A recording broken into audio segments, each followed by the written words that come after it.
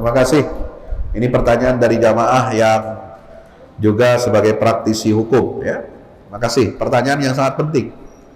Ini harus menjadi perhatian ayah bunda, bapak ibu, para pemirsa semuanya, bahwa negeri kita ini sekarang ya situasinya memang sangat-sangat berbahaya dari segi apa? Aspek moralitas.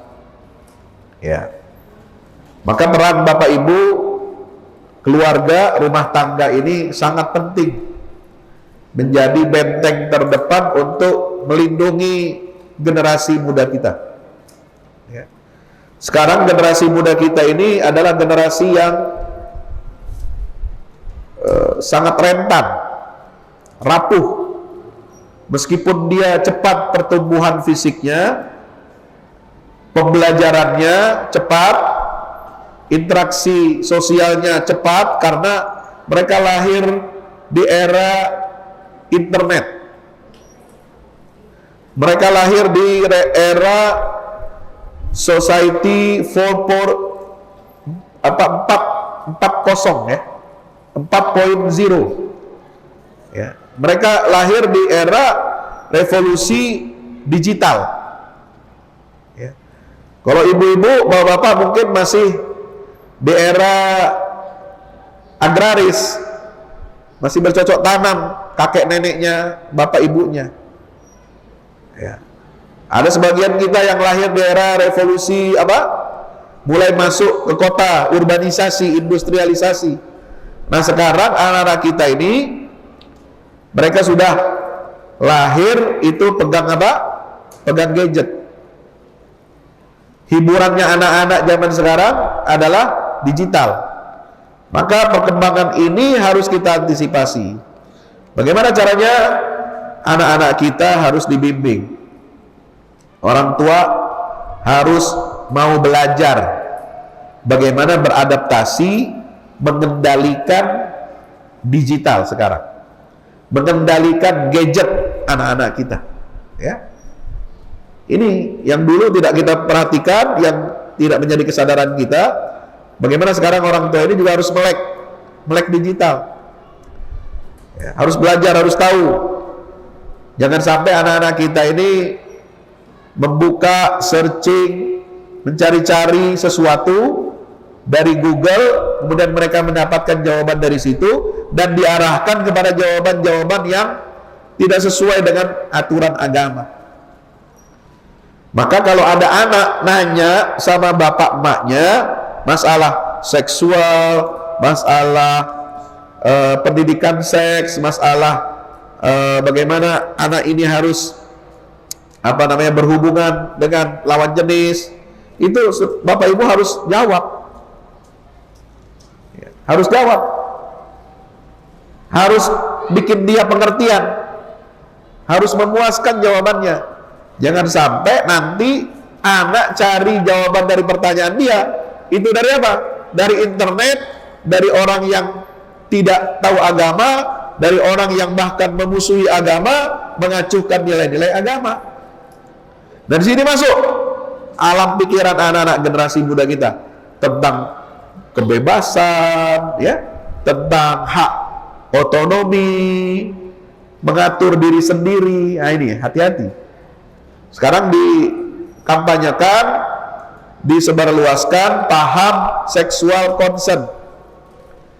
Jadi berhubungan seksual, apakah dengan lawan jenis, apakah dengan yang sejenis, itu bergantung kepada konsensus, kesepakatan. Suka sama suka.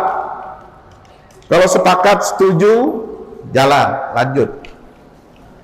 Orang tuanya nggak tahu, orang tuanya nggak peduli, bahaya. Ya. Kemudian pengaruh gadget itu bagaimana? Bahaya sekali. Saya dulu menangani atau mengalami peristiwa nyata. Pengaruh gadget ini untuk anak-anak kita bahaya sekali. Kurang lebih 10 tahun lalu di kota Jogja itu ada kasus 2 anak perempuan dua-duanya alumni pesantren, kemudian kuliah di sana di luar kota, dan kos sekamar. Ya namanya sekamar berdua kan. Ya kalau orang tuanya mampu sekamar sendiri. Jadi kalau biasa menengah sekamar berdua atau mungkin bertiga. Nah ini sekamar bertiga, mereka alumni pesantren, perempuan soleha pakai jilbab, bisa ngaji, sholat rajin.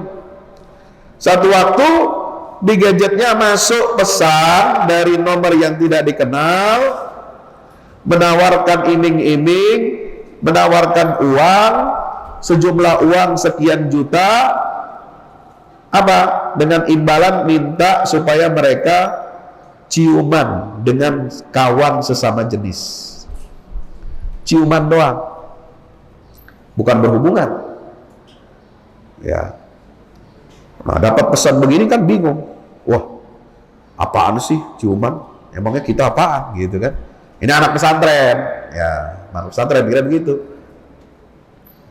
Awalnya ditolak, lalu kemudian datang lagi pesan yang sama. Mikir juga. Nah, ini lumayan ada dikasih duit jajan.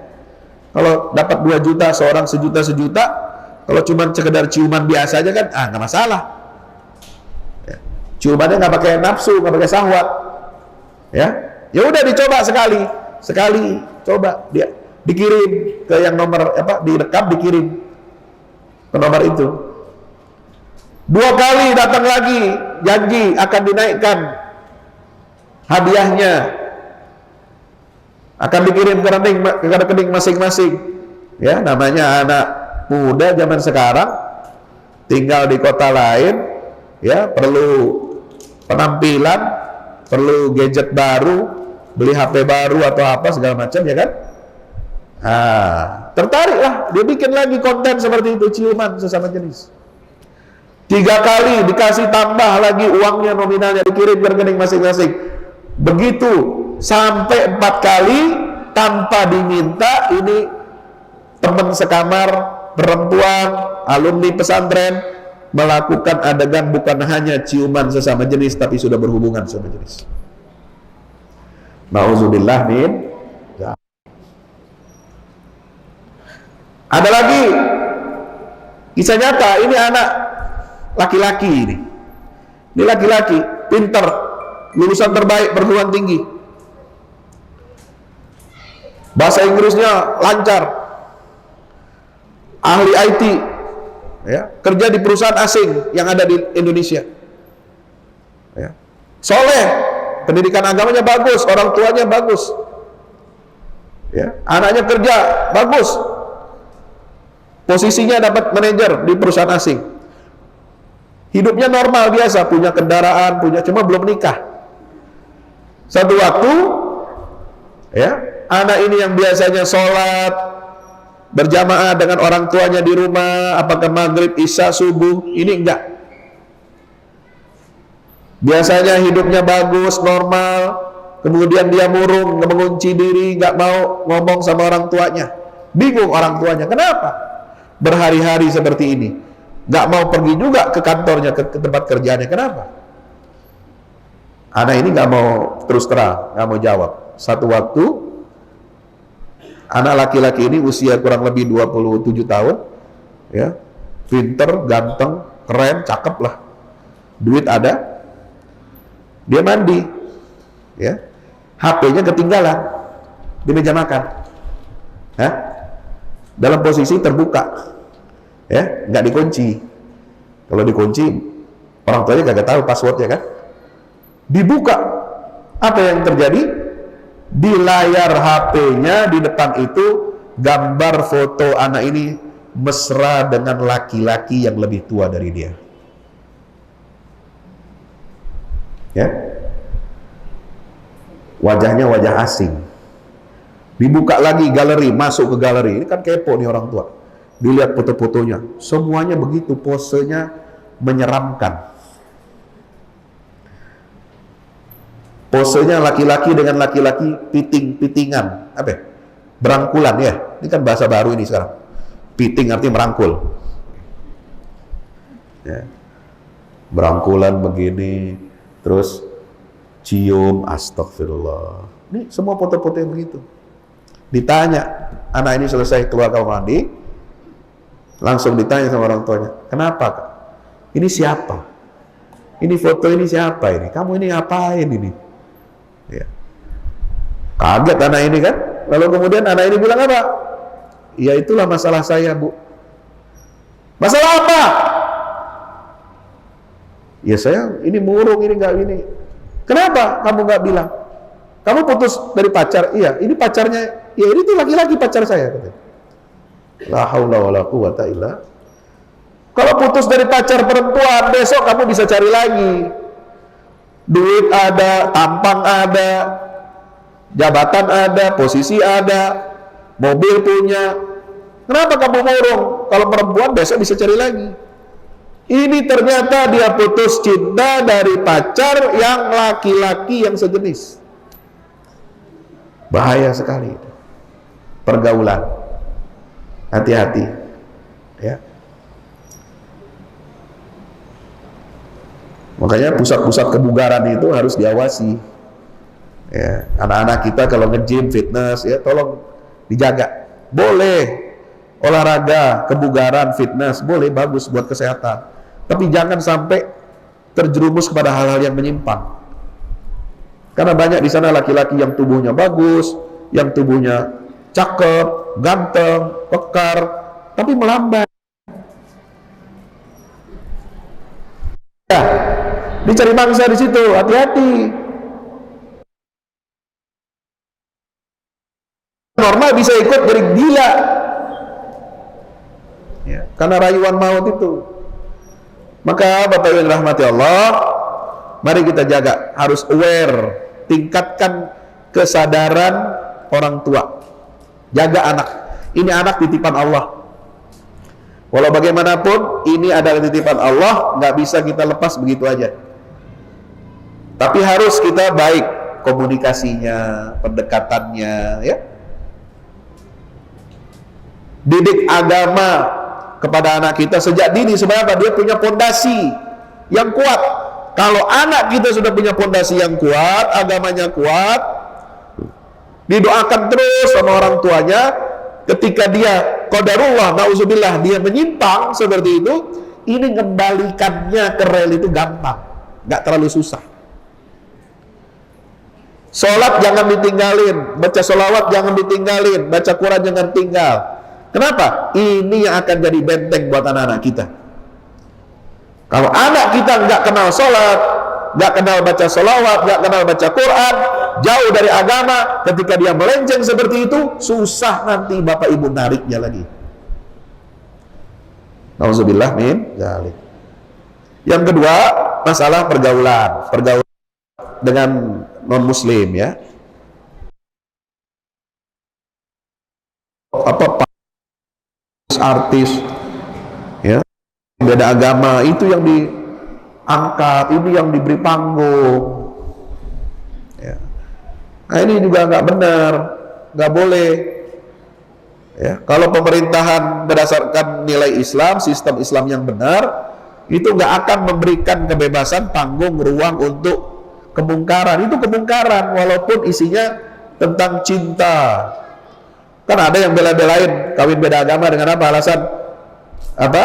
Untuk menumbuhkan sakinah mawaddah warahmah di antara penganut agama yang berbeda-beda. Ya, sama dengan pasangan gay, homoseksual, yang penting sakinah mawaddah warahmah. Ya, karena banyak katanya pasangan yang lawan jenis, pasangan yang seakidah, seagama, hidupnya, keluarganya, rumah tangganya hancur, berantakan, kagak akur, nggak sakinah mawaddah warahmah. Kalau gitu mendingan beda agama, mendingan sama jenis, bego tuh gitu. Itu cara berpikir yang yang bengkok, ya. Itu yang menyimpang gitu, ya. Jangan melihat contoh keluarga yang tidak harmonis lalu kemudian dikaitkan dengan agama kita, dengan karena agama melarang kawin beda agama, kawin sama jenis.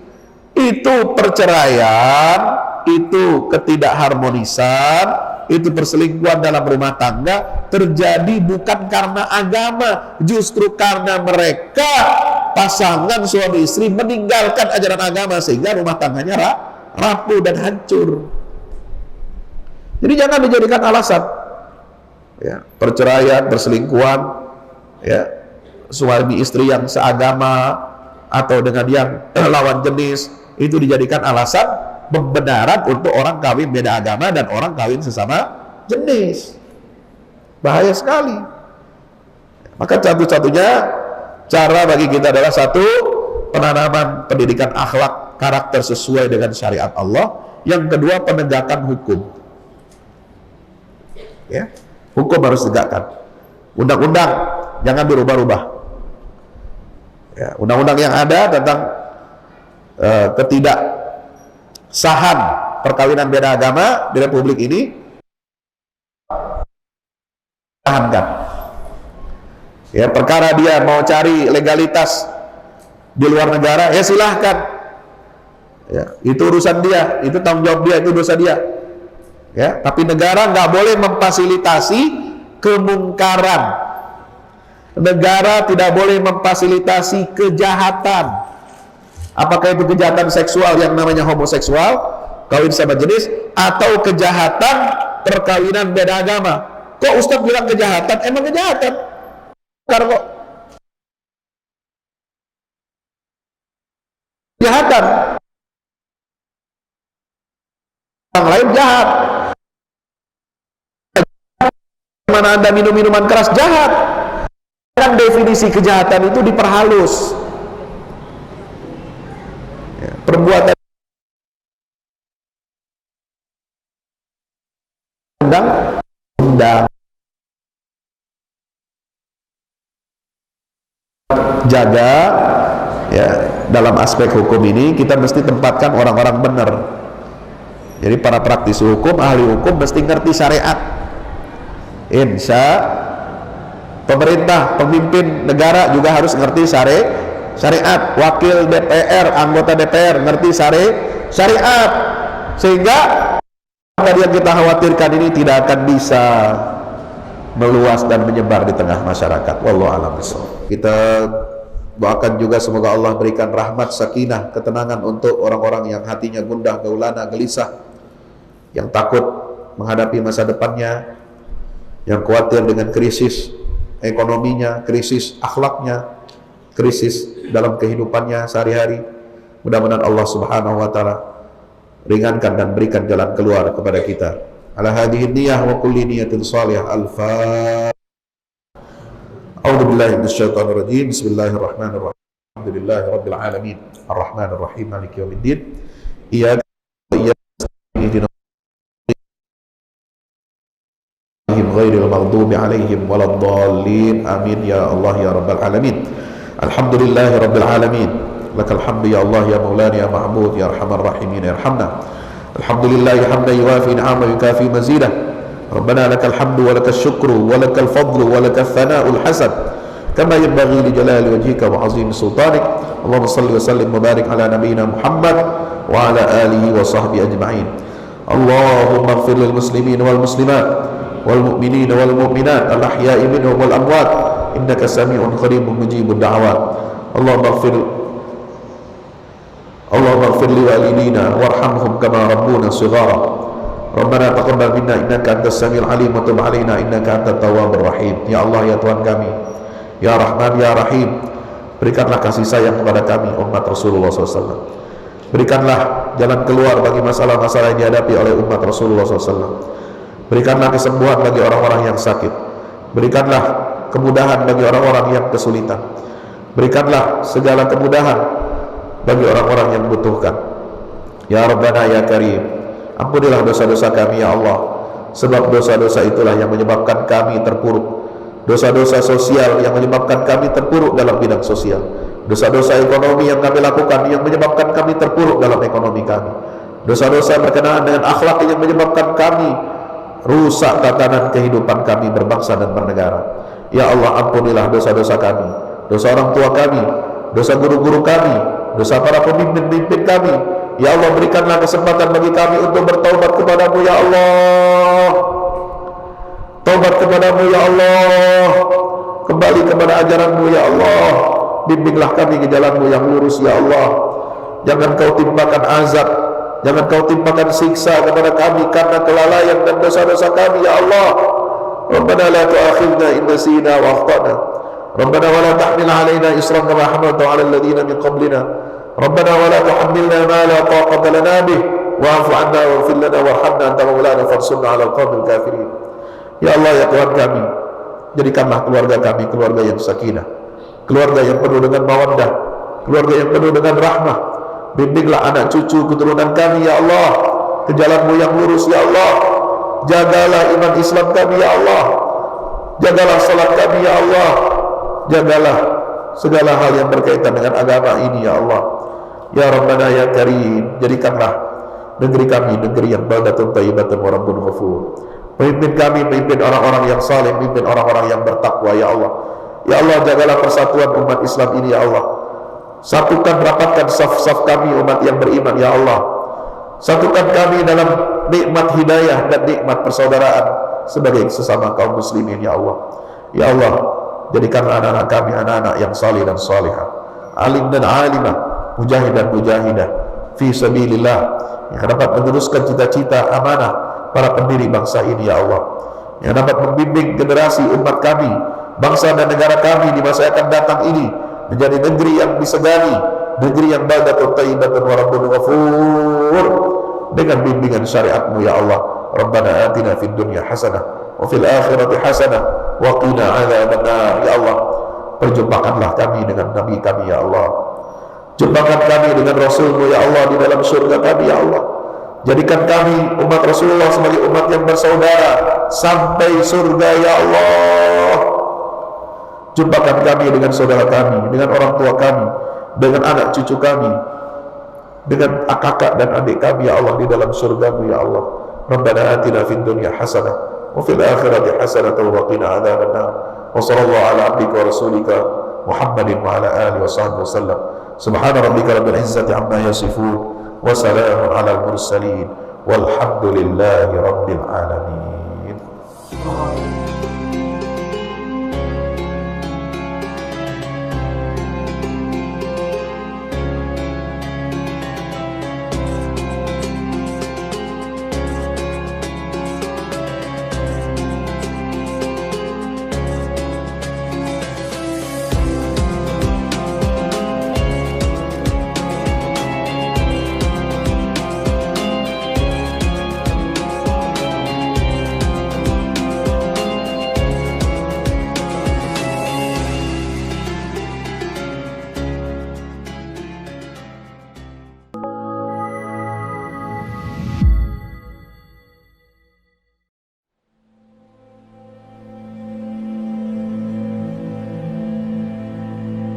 Assalamualaikum sahabat. Dari 3 unsur yang ada pada manusia, yakni tubuh, akal, dan jiwa, yang lebih banyak diperhatikan oleh manusia umumnya adalah tubuh dan akal. Tubuh kita isi dengan makan bergizi sebanyak 3 kali sehari. Bila perlu kita tambah dengan vitamin dan suplemen. Adapun akal kita isi dengan ilmu pengetahuan. Ilmu apa saja kita pelajari, kita baca, kita berikan nutrisi untuk akal. Akan tetapi kita abai dengan tidak memberikan nutrisi bagi jiwa. Padahal kualitas jiwa itulah yang menentukan mutu hidup kita, baik di dunia maupun terlebih lagi masa depan hidup kita di akhirat. Dan ajaran Islam memenuhi ketiga aspek itu. Iman untuk akal, Islam untuk tubuh, ihsan untuk mengisi jiwa yang kosong, mengisi nutrisi roh kita. Disinilah pentingnya tazkiyatun nufus. Belasan tahun lamanya Nabi Muhammad SAW mendakwahkan tazkiyatun nufus, penyucian jiwa kepada para sahabat. Sewaktu tinggal di Makkah, beliau membimbing dan membina keimanan para sahabat di rumah Arqam bin Abil Arqam. Di rumah itulah pusat pendidikan spiritual penyucian jiwa. Sayangnya, aktivitas inilah yang hilang di tengah muslimin. Kita tinggalkan salah satu kewajiban dan tujuan terbesar diturunkannya Al-Quran, yaitu tazkiyatun nufus. Dampaknya tidak main-main. Kita pun dipandang sebagai umat yang lemah, tidak berwibawa, tanpa marwah, dan tidak dianggap memiliki kekuatan menggetarkan. Buku yang berada di tangan pembaca budiman ini ditulis dalam rangka menggerakkan aktivitas tazkiyatun nufus sebagai upaya menghadirkan perubahan yang revolusioner dalam arti sesungguhnya di negara kita dan bahkan dunia Islam.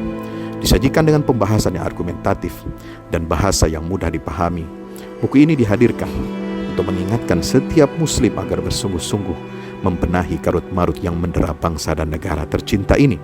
Dengan membaca dan merenungi kandungan buku ini, semoga kita bersama-sama terpanggil untuk memperbaiki diri kita, keluarga, masyarakat, dan tentunya bangsa dan negara Indonesia. Dan semua itu bermula dari penyucian jiwa kita. Wassalamualaikum warahmatullahi wabarakatuh.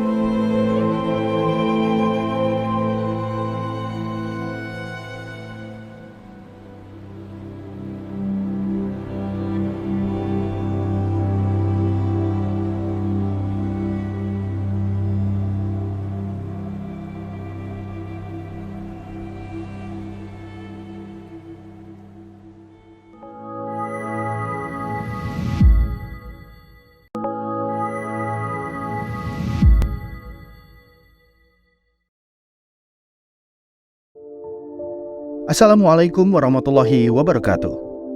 Saudaraku, Anda bosan mendengar khutbah Jumat yang isinya soal ketakwaan tapi tidak jelas dan kurang menggugah? Jemu menyimak khutbah Jumat yang isinya mengingatkan kematian, tapi herannya malah bikin kita tidak tergerak berbuat baik. Atau jenuh menyimak khutbah Jumat dan memilih memejamkan mata, merehatkan diri alias tertidur saat khutbah Jumat. Kadang isi khutbah Jumat yang disampaikan sudah baik dan aktual, tetapi disajikan dengan kurang menarik, bikin bosan dan kantuk. Kadang cara penyajian khotib sudah komunikatif, tetapi materi khutbahnya itu-itu saja yang sering didengar jamaah. Kadang ada yang bagus temanya dan penyampaiannya, cuma sayang, khotib terlalu tendensius menyerang kalangan tertentu. Buku ini hadir untuk menawarkan khutbah yang menggugah sekaligus berpotensi mengubah jamaah. Makna dihadirkan, hikmah dikedepankan, sunnah khutbah pun diperhatikan. Disusun dengan bahasa santai lagi menggugah, bertutur lisan tapi tersaji secara sistematis. Buku ini layak dibaca untuk semua kalangan, yang ahli ataupun yang awam, yang bisa berkhutbah ataupun yang tengah belajar atau bahkan sekedar jamaah Jumat. Selain itu, buku ini merupakan asupan bergizi literasi generasi muda dalam menambah wawasan keislaman dan cara hidup berislam sesuai petunjuk Allah dan Nabi. Khutbah-khutbah Jumat penyucian jiwa bangsa ini hadir sebagai penawar bagi para khatib agar mampu tampil sebagai sosok yang bisa mencerahkan jamaah, menghadirkan hikmah di dada mereka selepas pulang dari sholat Jumat, untuk selanjutnya mereka merindukan momen di waktu-waktu berikutnya. Sebab itulah, khutbah Jumat memang harus disimak dengan jiwa merekah dan penuh nikmat.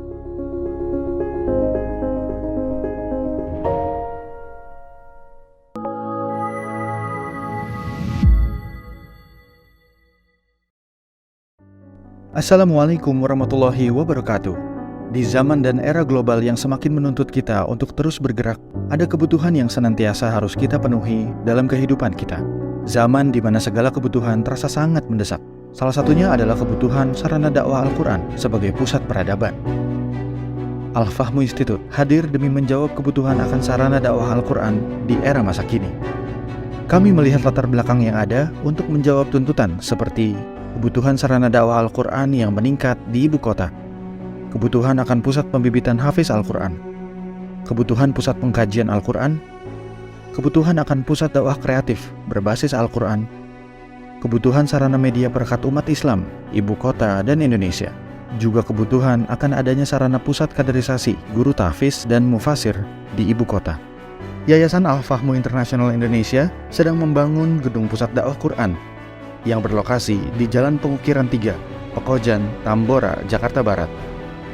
Gedung pusat dakwah Quran ini insya Allah akan menjawab tantangan dan kebutuhan akan sarana dakwah Al-Quran yang ada, seperti yang digagas oleh Direktur Al-Fahmu Institute, Kiai Haji Fahmi Salim MA, yaitu tugas peradaban kita semua adalah untuk berperan dalam menerjemahkan cetak biru peradaban, yaitu Al-Quran, dalam dunia nyata. Kami mengajak jamaah semua untuk ikut dalam perdagangan yang tidak merugi ini, sebagaimana yang disampaikan dalam Al-Quran Surat Fatir ayat 29-30, yang artinya, sesungguhnya orang-orang yang selalu membaca kitab Allah dan mendirikan sholat, dan menafkahkan sebahagian dari rezeki yang kami anugerahkan kepada mereka. Dengan diam-diam atau terang-terangan, mereka itu mengharapkan perniagaan yang tidak akan merugi, agar Allah menyempurnakan kepada mereka pahala mereka dan menambah kepada mereka dari karunia-Nya. Sesungguhnya Allah Maha Pengampun lagi Maha Mensyukuri. Gedung Pusat Dakwah Quran Al-Fahmu Institute terdiri dari 4 lantai, di mana di lantai 1 terdapat Masjid Quran Mulia. Dan di setiap lantainya, insya Allah diperuntukkan demi berlangsungnya tugas mulia dalam perjuangan dakwah Al-Quran.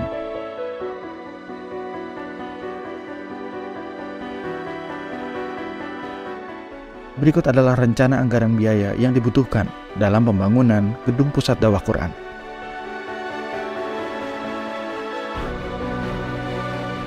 Dalam kesempatan yang mulia ini, kami mengajak jamaah semua untuk ikut dalam gerakan sedekah Lailatul Qadar di setiap malam ganjil di bulan Ramadan. Salurkan melalui nomor rekening berikut ini.